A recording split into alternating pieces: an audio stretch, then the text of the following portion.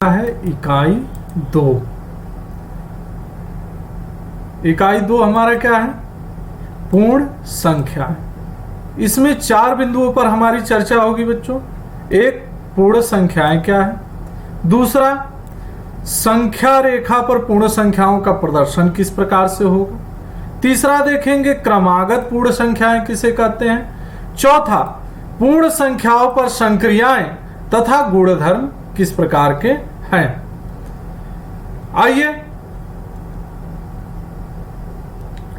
इसके पहले हमने प्राकृतिक संख्याओं के बारे में पढ़ा है, मैंने आप लोगों को पढ़ाया भी है, वो चैप्टर भी आप लोगों का हो गया है।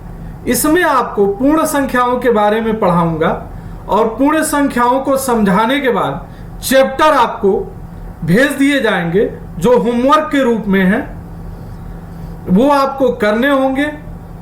और यदि उसके बाद भी किसी प्रकार की समस्या आती है तो वह आप मुझसे पूछ सकते हैं। जब आप अपने होमवर्क को कंप्लीट कर लेंगे, अपनी समस्याओं का समाधान करेंगे, उसके पश्चात मैं आपको इसका सॉल्यूशन जो होगा वो भी प्रोवाइड करा दूंगा, आपके चैप्टर को सॉल्व करा दूंगा। आइए देखते हैं। देखिए, यहां एक चित्र है बच्चों, इस चित्र को थोड़ा सा बड़ा किया जाए और आपके हमारे द्वारा इस चित्र को बहुत बारीकी से क्या किया जाएगा, देखा जाएगा।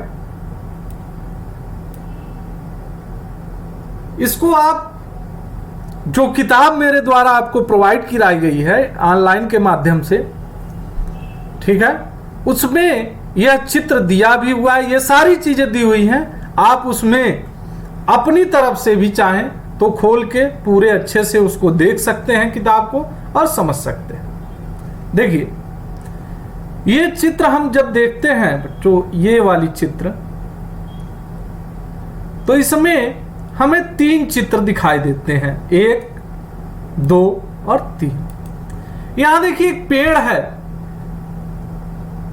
इस पेड़ पर क्या है, 2 चिड़िया बैठी हुई है।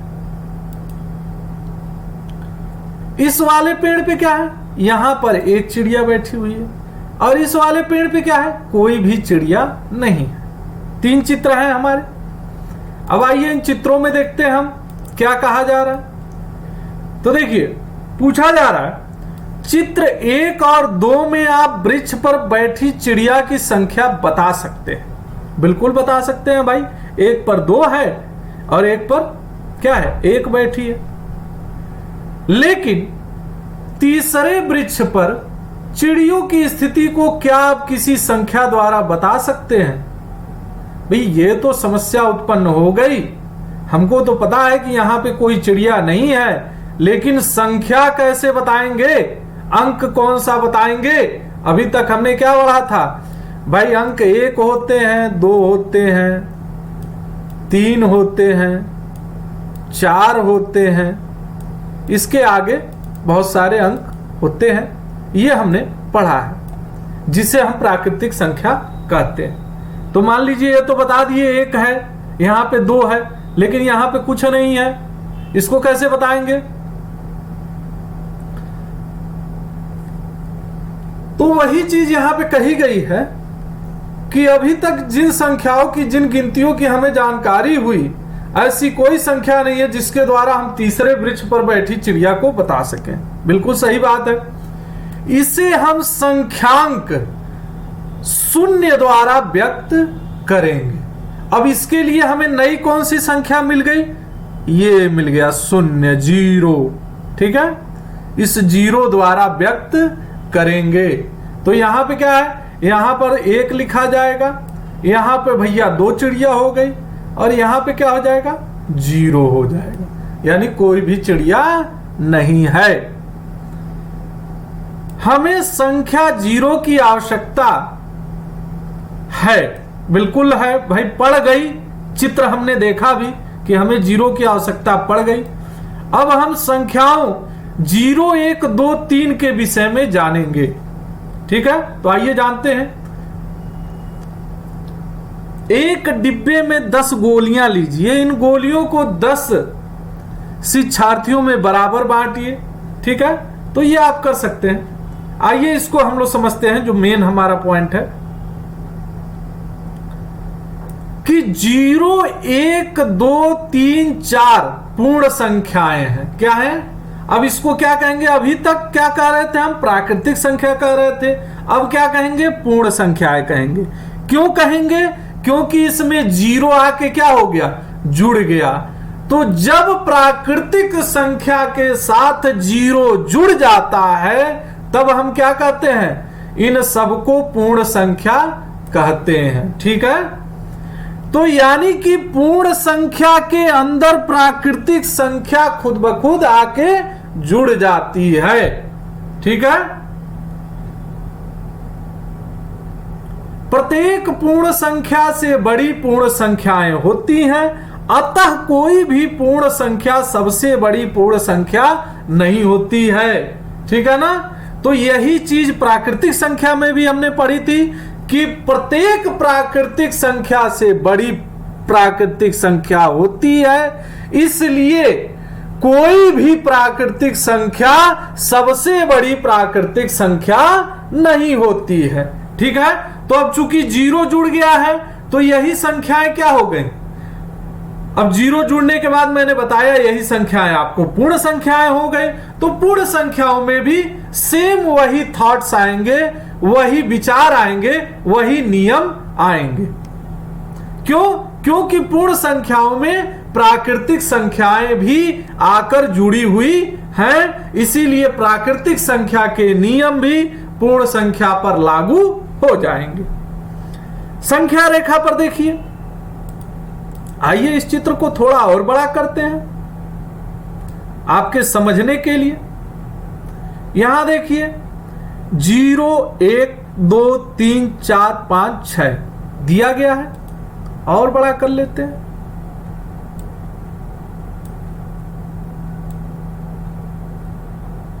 ठीक है, तो अब संख्या रेखा पर पहले हम कैसे दर्शाते थे? पहले लिखते थे 1, 2, 3, 4, 5, 6।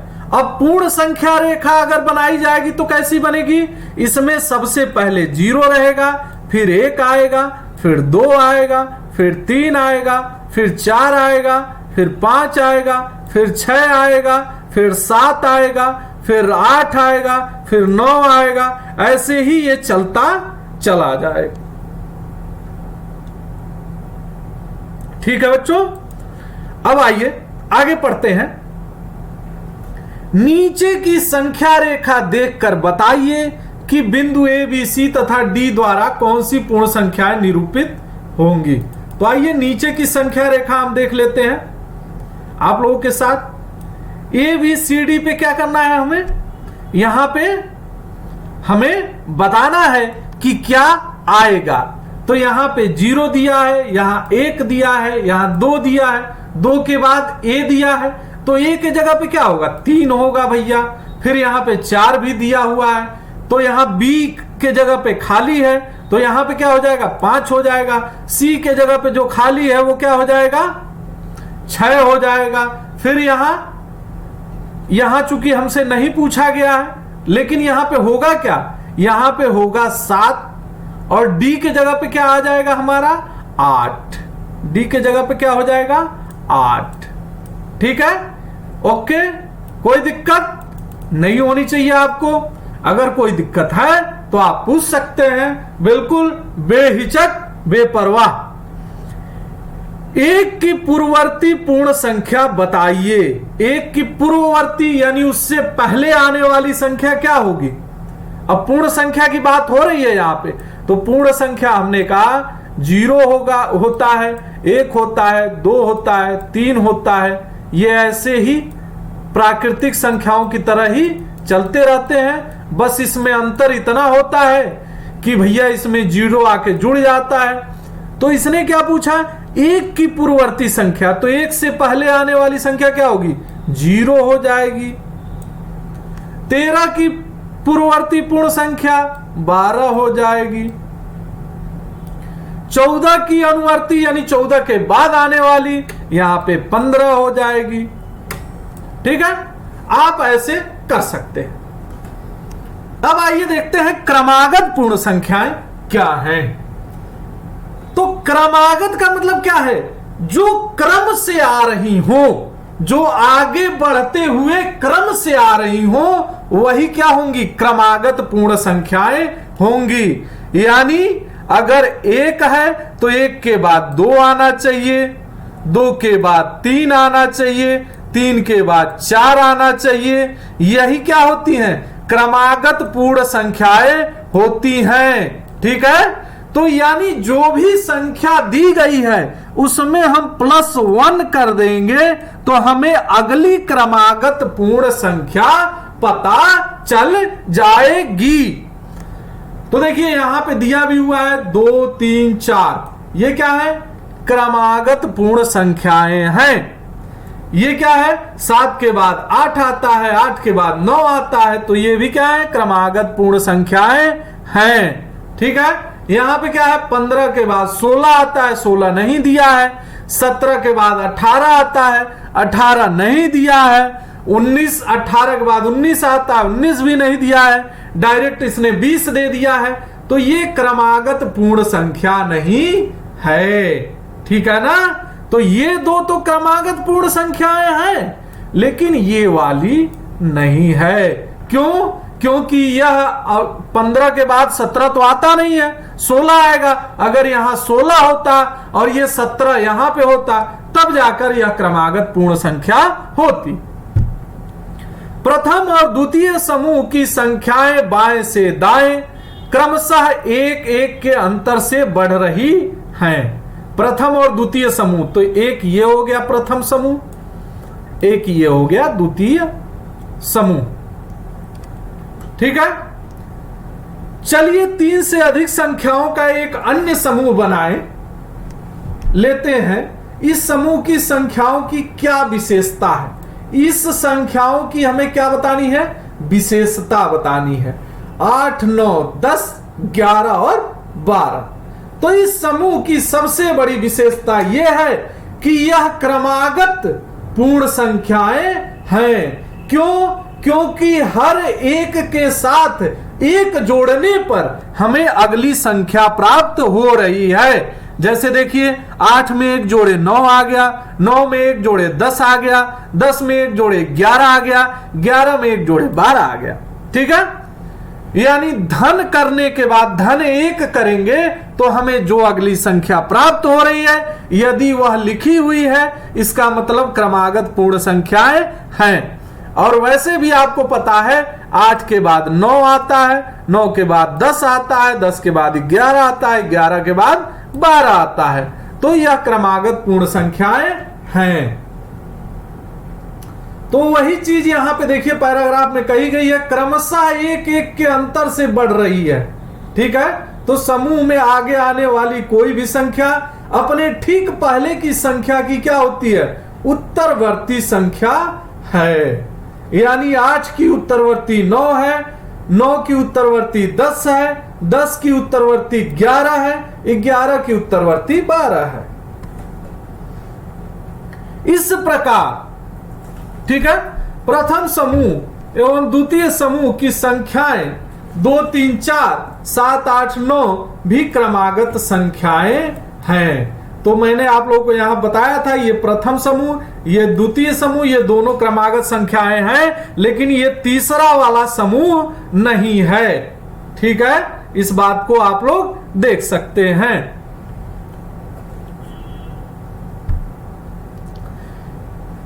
अब आइए, इसी प्रकार 13, 14, 15 ऐसी पूर्ण संख्याएं हैं जो एक क्रम में हैं।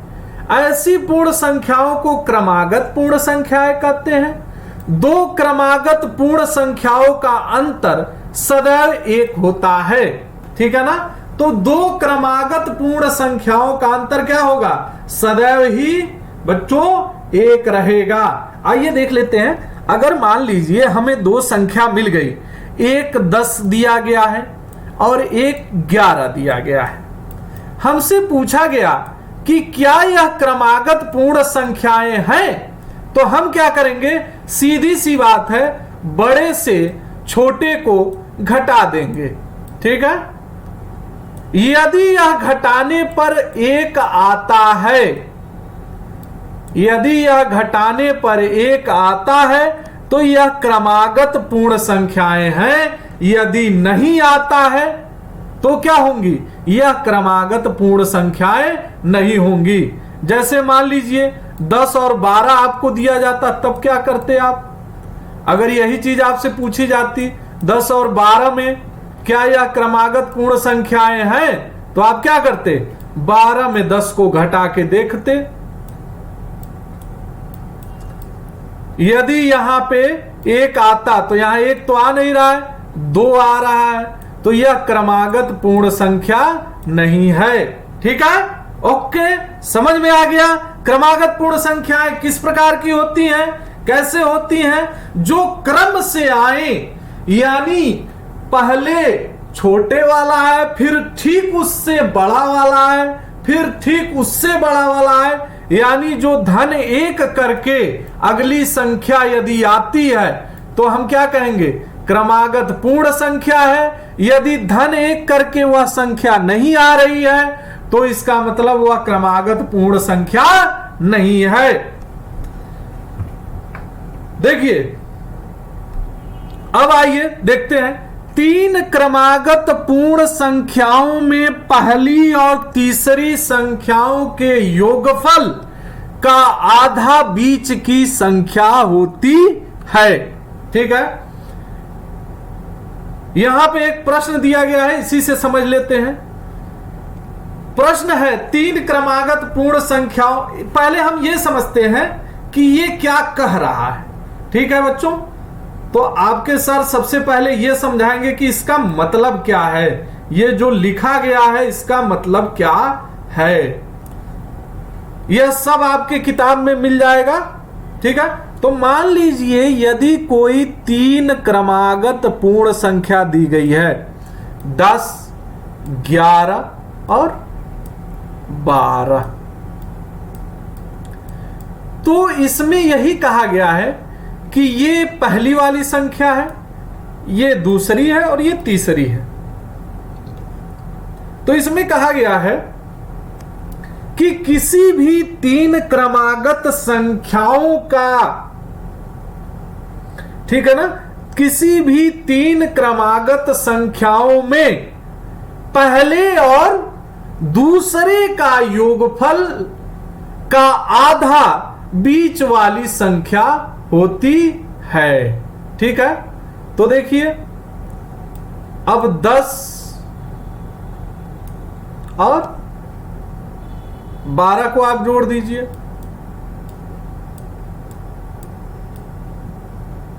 और इसका आधा कर दीजिए। ठीक है,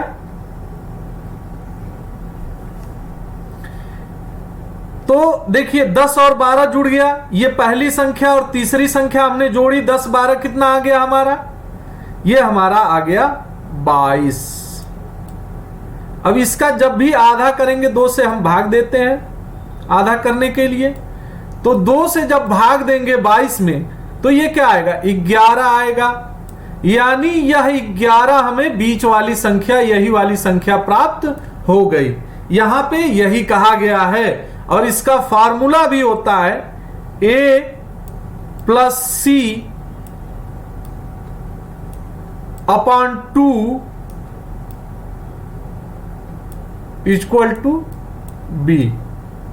क्लियर है? देखिए अब प्रश्न हमारे समझ में आएगा। अब प्रश्न हम पूरी तरह से पढ़ेंगे। इसमें कहा गया 3 क्रमागत पूर्ण संख्याओं में पहली और तीसरी का योगफल 40 है, संख्या ज्ञात कीजिए।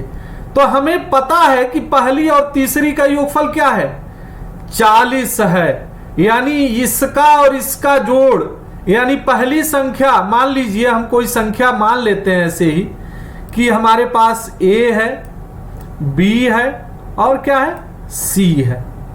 अब पहले और तीसरे का योगफल हमें पता है, ठीक है, 40 है, तो 40 लिख दिए। अब 40 में यदि हम 2 का भाग देंगे तो हमें ये b का वैल्यू पता चल जाएगा, यानी बीच वाली संख्या क्या है ये तो पता चल जाएगी। तो बीच वाली संख्या के लिए हम क्या करते हैं, 40 को भाग देते हैं 2 से तो कितनी बार में जाएगा भैया, 2 दूनी 4 और ये 0, यानी बीच वाली संख्या क्या है 20 है।